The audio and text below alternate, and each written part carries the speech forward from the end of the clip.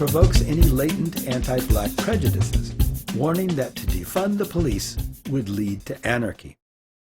Democrats and progressives must be surgical in their canvassing and training many more bilingual volunteers to reach out to immigrant voters via social media and in person, finding trusted messengers who take the time to build relationships with community leaders.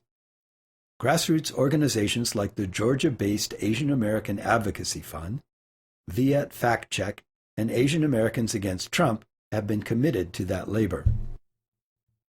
Lastly, for progressives who come from immigrant families, it's up to us. We must use our blood connections to counter these lie machines by engaging with our families and friends about, for instance, the crucial importance of the Georgia Senate elections or the detailed policies behind the defund the police movement that can help stop cops from killing black people. In November, Asian Americans came out in record numbers and helped deliver swing states like Georgia to Mr. Biden. In Georgia's 7th district, which flipped from red to blue this election, 41% of the electorate were first-time voters as a result of grassroots efforts and family outreach. I talked to one Korean-American woman who said she was flying to Atlanta to escort her mother, who had never voted before, to the polls. My own mother now asks me about every story she hears. Granted, she also has other motives. If I tell you what I hear, she said, then I know you'll call me back. Yeah, and now that's a really interesting story. When my parents were alive, they were very right-wing. So this story speaks to me in a personal way because as immigrant, that it was somehow, my father came here and then somehow became the thing that was oppressing his people, if not himself. And but he did that because he wanted to be American. And here's the thing that you remember I mentioned earlier about immigrants coming here and really wanting to participate and really wanting to be involved in the community and really wanting to be here. We want to be Americans. I'm going to leave my life behind and drop everything and come to this new country because I really want to be an American. Well, part of that makes you prone or vulnerable to the flag-waving patriotic faux patriotism that is embraced by right-wing folks in many countries, but speaking specifically here in the U.S., the claim to being pro-America, is very much on the right side of the ledger, if you want to call it that. And so a lot of immigrants are very susceptible to that kind of talking point because they think, well, I want to be an American. What is the most American thing? Well, waving flags, 4th of July, all these different things that are sort of like stereotypical American things that are really embraced. I mean, speaking of the word embrace, think of Trump hugging the flag in pictures, I mean, that's weird behavior to you and I, but to someone who's like dreamed of coming to America and making this their home and wants to just be 100% American and eat hot dogs or whatever their notion of being an American is, that's kind of like, that's a visual that's appealing to them in some ways. And I remember having more than a few discussions with my parents about this right-wing stuff and just hearing Republican talking points one after the other,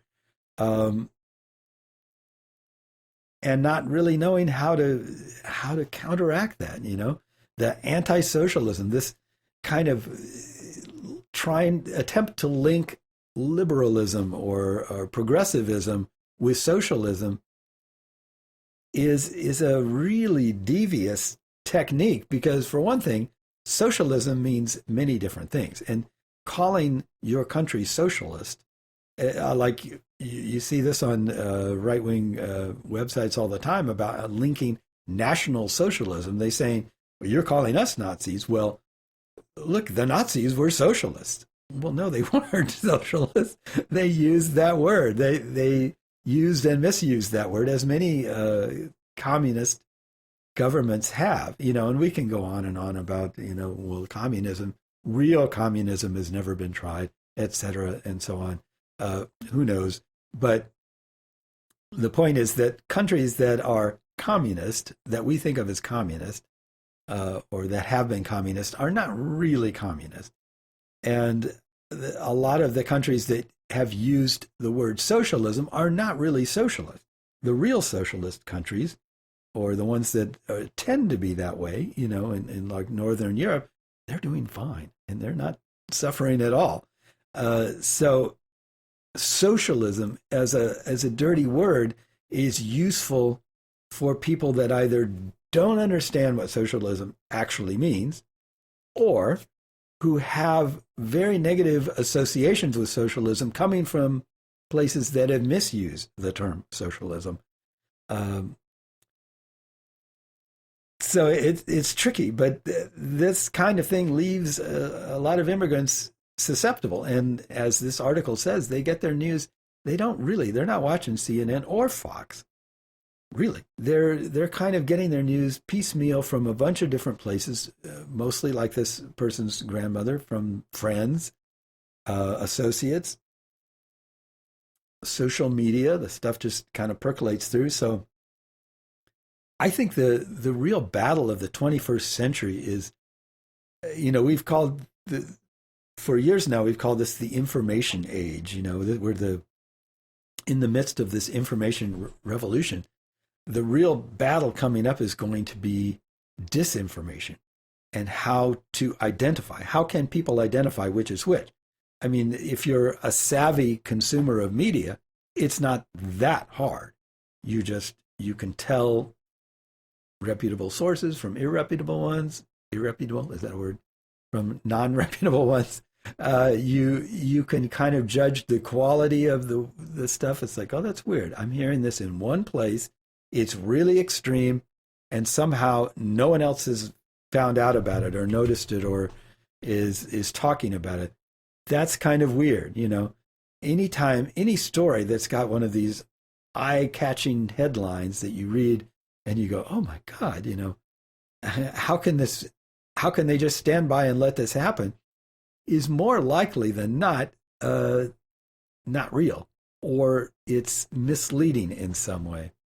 So it's not that hard for savvy consumers of media to get at least a general sense of what's really going on, and to be able to quickly filter out the fake news. Because you might fall for misleading stuff at first reading, and then you find out more about it and you adjust your thoughts and go, oh, okay, I see. It's not actually like that. It's more like this. And then it's gone, and it's not that big a deal. You spent a day or a few hours going, oh, what's this thing? And then you learn about it and you discover that it's not really a thing, and then you move on from there. But there are a lot of people that are not savvy in that way, who get the thing and just hold on to it because they're not getting any discernible pushback, or at least any pushback that they can weigh properly. And I guess that's the thing, is like weighing your information properly. Well, this is kind of a weird aside, but I had this conversation. Okay, I work in a place that has been trying to figure out ways of how to engage with the public throughout the pandemic. And so since fairly near the beginning, we've required masks in our place of business.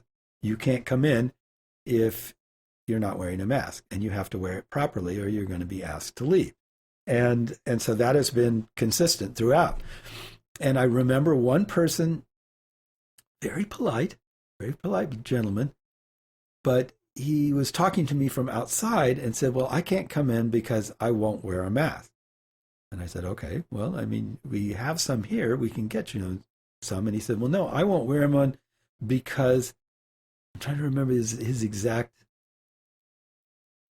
It was something to the extent like, I was created in the image of God, and to cover my face would be to cover that image, or to be covering God's face, or something like that. And I didn't quite know how to react, but I was like, okay, well, I can talk to you through, this fence here, and we can have a conversation and figure out what you want. And, he was very nice. And oddly enough, he came back maybe a week or two later with a mask, and he said, well, I've changed my opinion.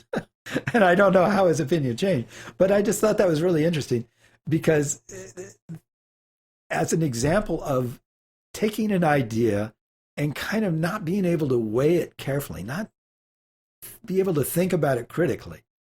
So here's this person wearing a hat and clothes and shoes with glasses on, talking about how he was created in the image of God, and he couldn't cover that image because that was, somehow denying God, or denying the perfection of God, or something like that.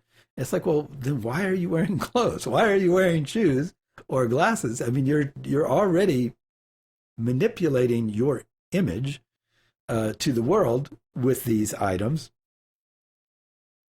How is a mask that's protecting your health and mine any different from that? And obviously, somehow he changed his mind on his own. I didn't have a conversation with him. I wasn't going to argue about it.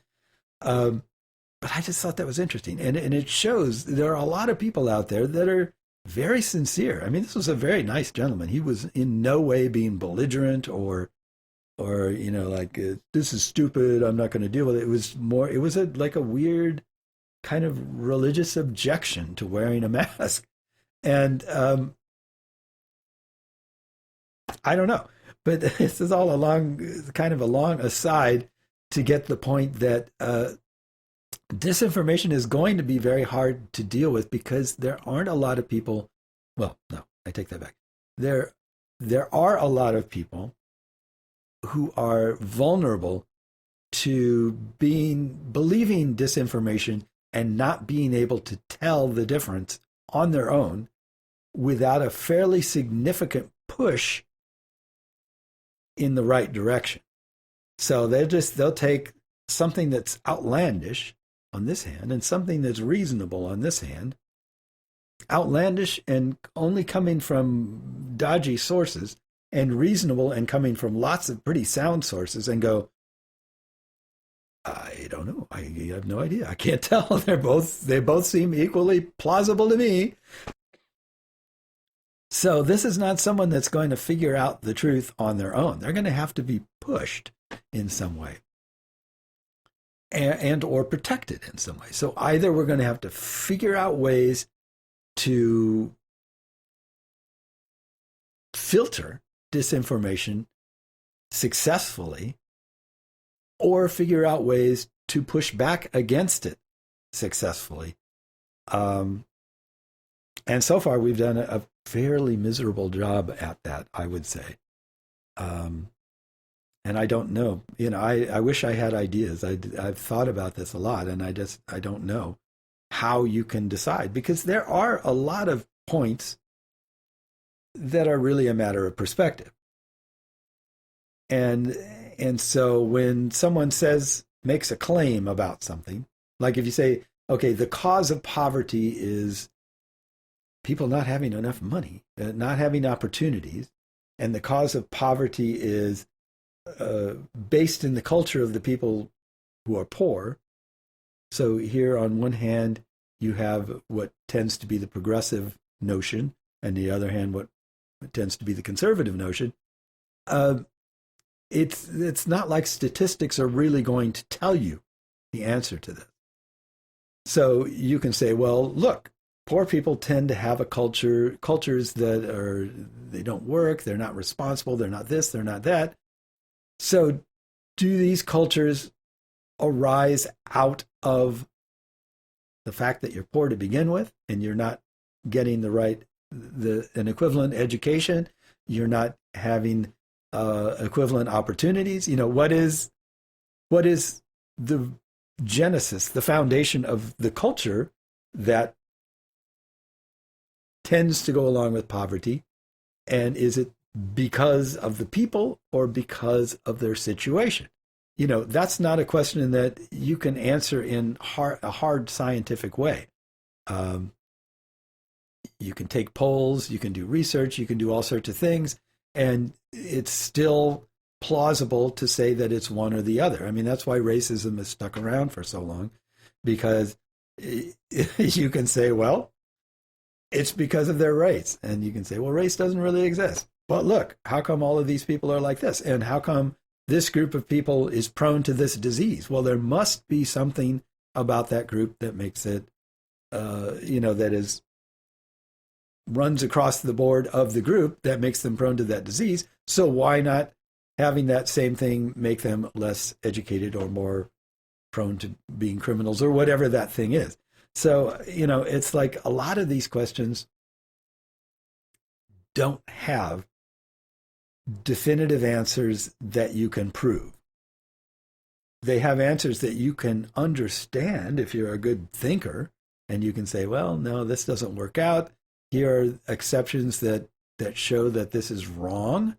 Here are, all sorts of reasons why this is more likely to be false and more likely to be the result of stereotypes or bigotry or whatever. Then, you can figure this out if you're an intelligent, perceptive person, but you can also decide that you don't want to believe that and that you would rather believe the other thing. And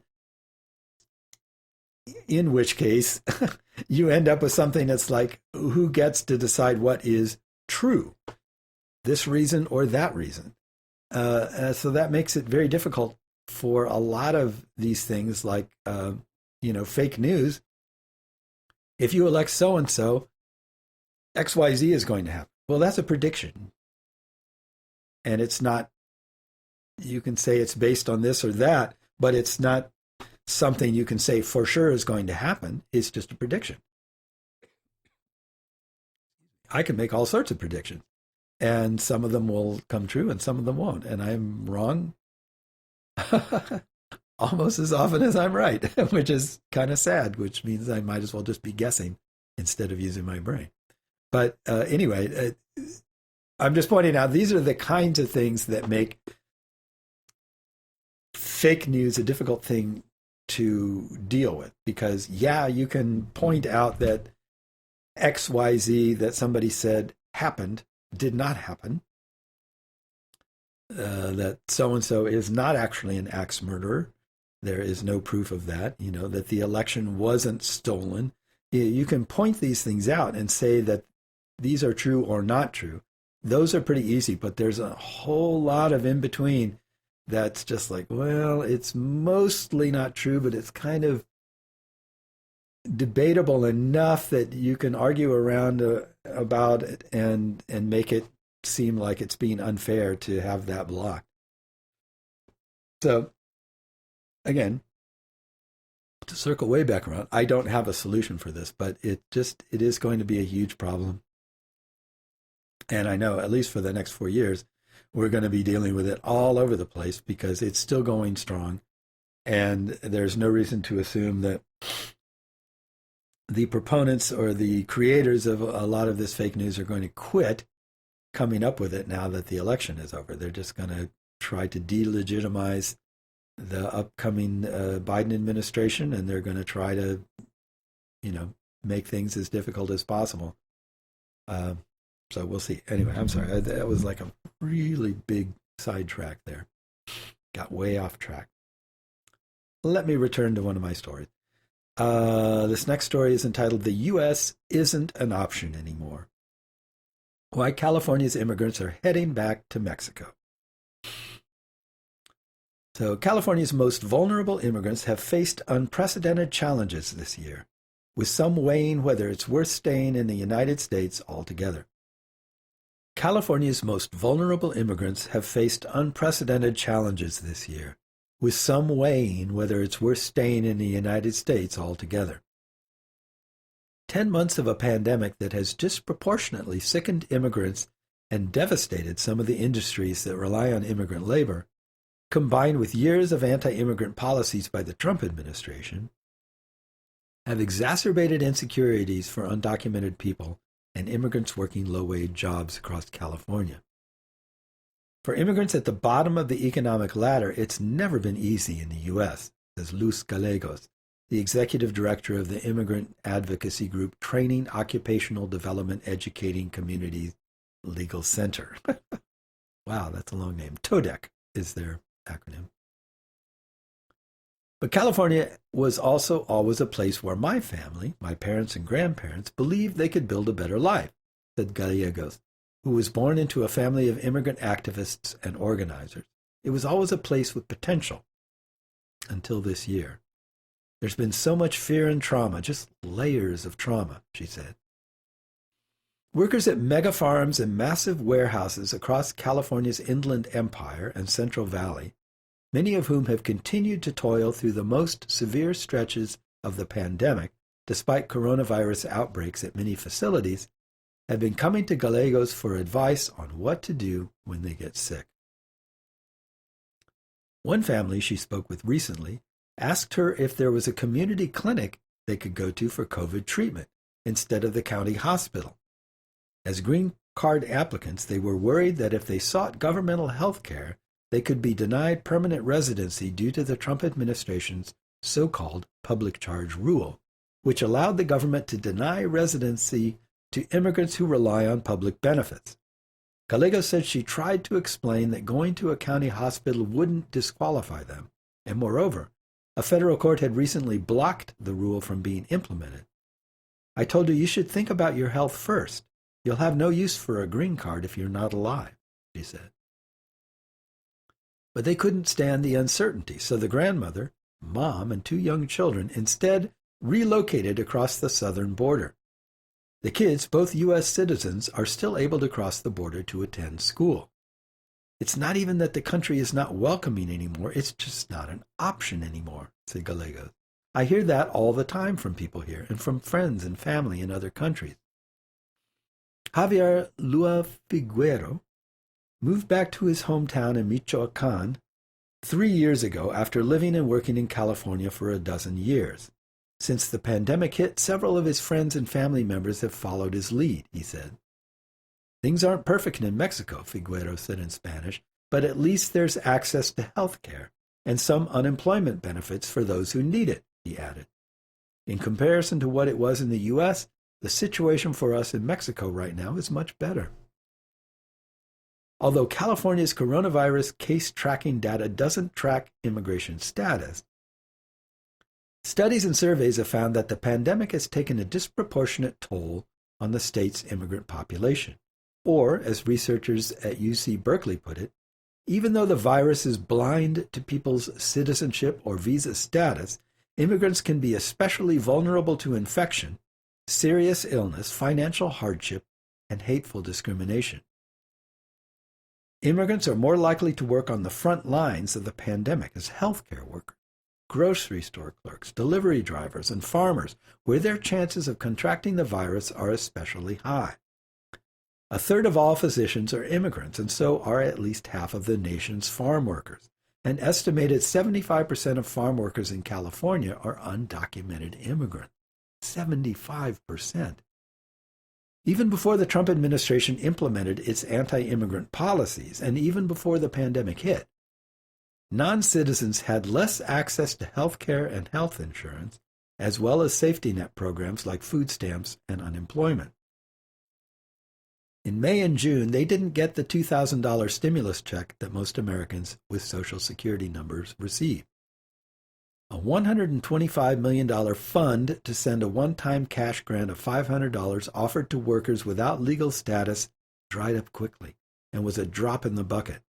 The state's governor, Gavin Newsom, vetoed a bill that would have provided low-income immigrants $600 for groceries. It feels like discrimination, said Pedro, who is 41 and works at a cauliflower farm in Riverside County, east of Los Angeles.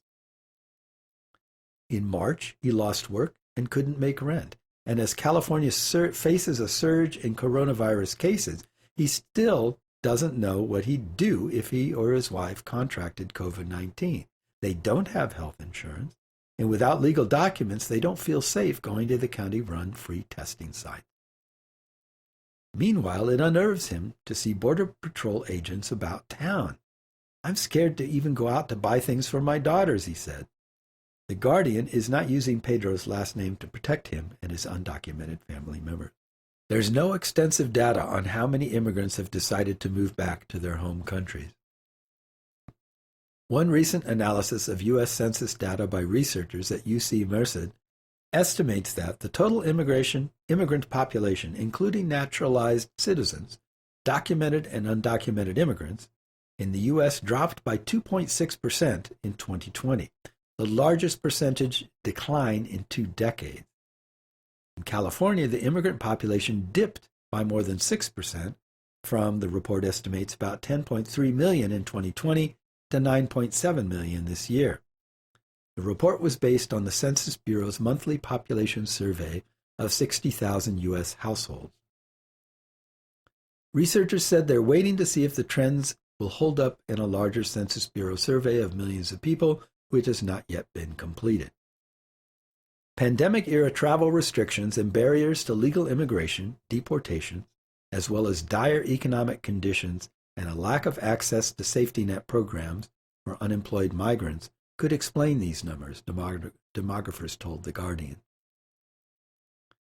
The only precedent for this kind of drop in the immigrant population was the Great Recession, said Edward Flores, a UC Merced sociology professor who conducted the analysis. At the height of the recession in 2009, the immigrant population dipped by 1.6% before picking back up again. Whether the undocumented immigrant population in the U.S. and in California specifically is reducing is difficult to tease out, said Julia Gellert, an analyst at the Migration Policy Institute in Washington, D.C. People without legal status are less likely to respond to surveys, especially ones they believe are associated with the government. Throughout U.S. history, there have been periods of inclusion and periods of exclusion, said Reuben G. Woombot, a sociologist at the University of California, Irvine. National crisis and economic recession have, at times, triggered xenophobia and hostility towards immigrants. When there's a perception of threat, it becomes easier for leaders to manipulate the masses to scapegoat foreigners, he said. But California's economy, even more now, is heavily dependent on immigrant labor. And once the pandemic is brought under control, immigrant labor will be essential to economic recovery. Joe Biden's incoming administration, as well as California lawmakers, he said, will do well to recognize that. For Pedro, Biden's election victory has brought a sense of relief. For now, I'm not thinking of going back to Mexico, he said. His sister, who left when she couldn't find work in Southern California, now regrets it, he said. Jobs are even scarcer across the border. There's still good reason that so many immigrants have to come to or want to come to California, he said. They come to work. I'm here to provide for my family, he said, and he hopes that in the coming year that'll be at least a bit easier to do. Well, I've run out of time, but I thank you for joining me again. This has been the CU Immigration here on WRFU LP Urbana and UPTV. I hope you'll join us again next time, and until then, have a great